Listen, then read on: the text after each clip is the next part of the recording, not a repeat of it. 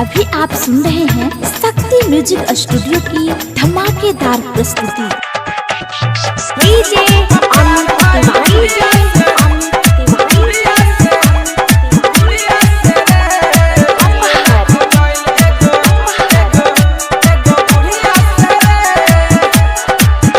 रहे गुड़िया के आईडी बनैले हम देखनी त मन पगलैले रहे गुड़िया के आईडी बनैले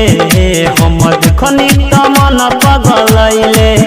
काल्हे फोन कई दिले गईनी घरे हम मिले काल्हे फोन कई दिले गईनी घरे हम मिले गला कट गई छुड़िया से रे फेसबुक पर प्यार भइल गुड़िया सरे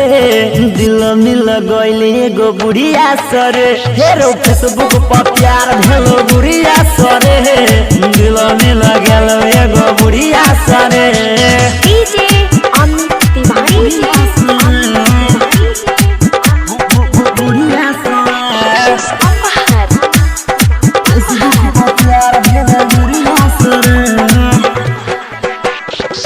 जब भेजले फ्रेंड रिक्वेस्ट रे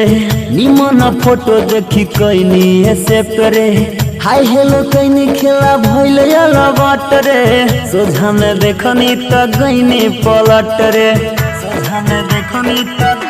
रे भैया जब भेजलक फ्रेंड रिक्वेस्ट रे निमन फोटो देखी केलो एक्सेप्ट रे हाय हेलो केलो खेला भेले यला बाट रे सोझा में देखलो त गेलो पलट रे की रहे मेकअप कैले होठल लिया लगैले रहे मेकअप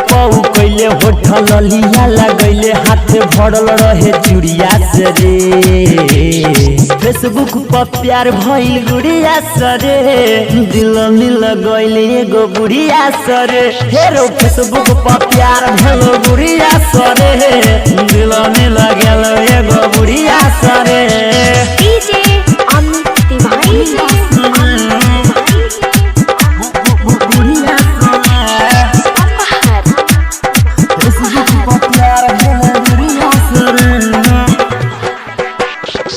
फोनवा पकड़त रहे मीठी मीठी बोली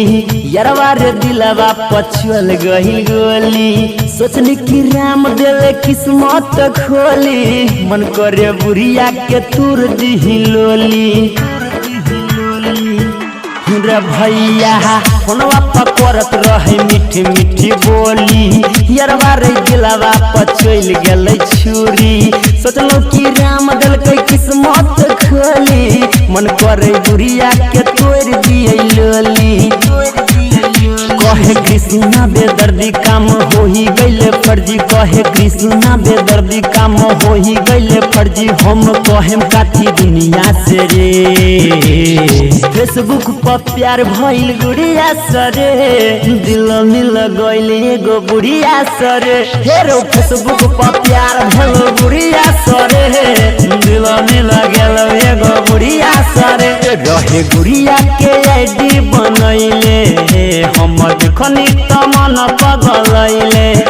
काल्हे फोन कई दिले गईनी घरे हम मिले काल्हे फोन कई दिले गईनी घरे हम मिले गला कट गई छुड़िया से रे फेसबुक पर प्यार भइल गुड़िया सरे दिल मिल गइल एगो बुढ़िया सरे हेरो फेसबुक पर प्यार भेलो गुड़िया सरे दिल मिल गेल एगो बुढ़िया सरे। Recording by Shakti music studio लराजघाट।